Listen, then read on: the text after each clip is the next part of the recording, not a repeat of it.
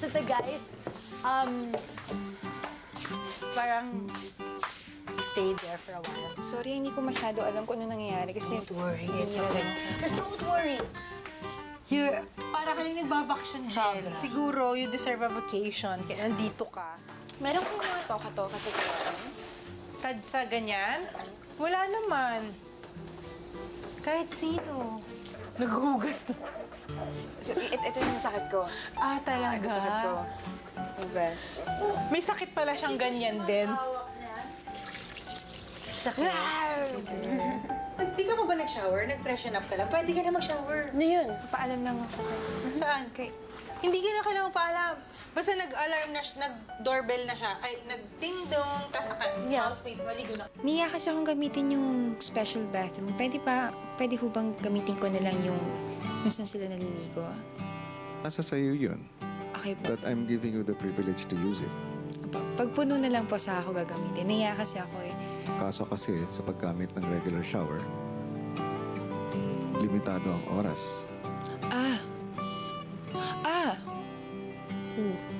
So dun sa special shower room, kahit mga 45 minutes, mga 30 minutes, Ganun ka katagal maligo.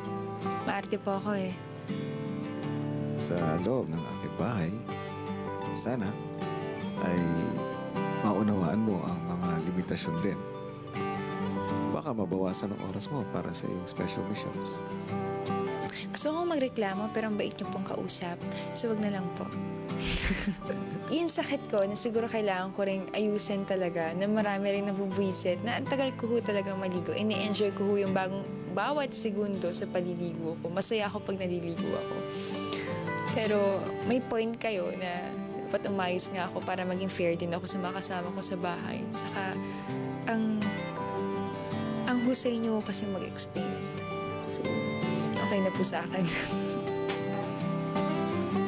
Kaya po pala medyo nailang akong gamitin yung special shower room. Kasi baka isipin, nag-iinarte ako dito sa loob, niyalang ako dun sa mga kasama ko sa bahay. Yun lang. Sa regular shower area lamang naligo itong si Angel, katulad na lamang ng isang real housemate.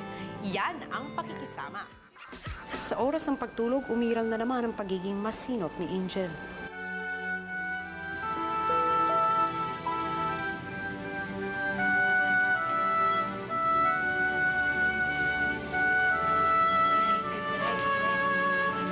Good night, big brother. Good night. Sweet dreams, sweet Angel.